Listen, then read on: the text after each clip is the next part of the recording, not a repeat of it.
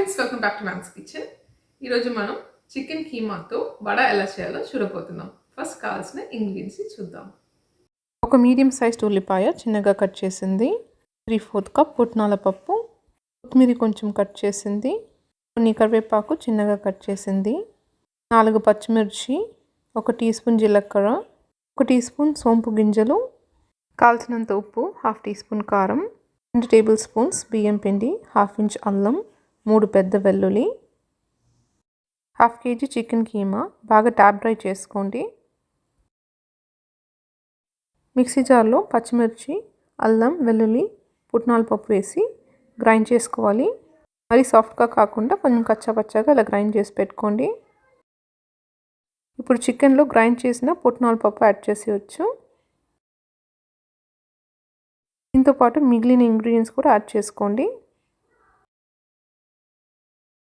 కారం అండ్ పచ్చిమిర్చి మీ టేస్ట్కి తగినట్టు మీరు అడ్జస్ట్ చేసుకోవచ్చు. అన్నీ యాడ్ చేశాక బాగా మిక్స్ చేసుకోవాలి. అన్నీ బాగా మిక్స్ చేశాక గారీ చేసే కన్సిస్టెన్సీలో ఉంటుంది. మీకు చూస్తే తెలుస్తుంది, మరీ డ్రైగా లేదు, అలాగే మరీ మాయిస్ట్గా లేదు.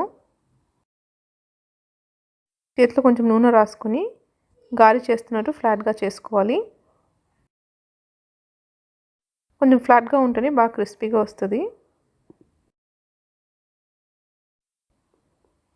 ఇలా ఫ్లాట్గా రెడీ చేసి పెట్టుకున్నాక మనం డీప్ ఫ్రై చేసేయచ్చు. మీడియం హీట్లో ఫ్రై చేయండి. మరి హై హీట్లో ఫ్రై చేస్తే బయట బాగా బ్రౌన్ అయిపోతుంది, కానీ లోపల కుక్ అవ్వదు.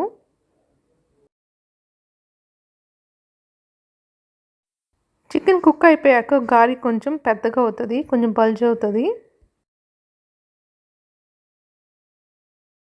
మీరు ఈ గారీని డీప్ ఫ్రై చేయకుండా ఆయిల్ స్ప్రే చేసి బేక్ కూడా చేయొచ్చు.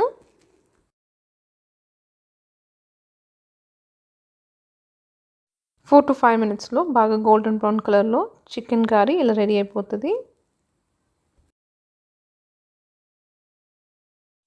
మీకు చూస్తేనే తెలుస్తుంది బాగా బయట క్రిస్పీగా ఉంది. ఈ యమ్మీ గారీని మీరు పుదీనా చట్నీ, కొత్తిమీర చట్నీ లేదా ఏదైనా సాస్తో కూడా సర్వ్ చేయొచ్చు. మీకు గారీ ఇంకా క్రిస్పీగా కావాలంటే ఫ్లాట్గా వేయకుండా ఇర్రెగ్యులర్ షేప్లో ఫ్రై చేయండి. బయట ఇంకా క్రిస్పీగా కుక్ అవుతుంది. ఇలా మీకు చూస్తే తెలుస్తుంది బయట బాగా క్రిస్పీగా అండ్ లోపల బాగా సాఫ్ట్గా కుక్ అయింది. చికెన్ కీమాతో ఇలా వడ ట్రై చేసి చూడండి. మీకు నా రెసిపీస్ నచ్చితే please like, share, comment and subscribe. Thank you.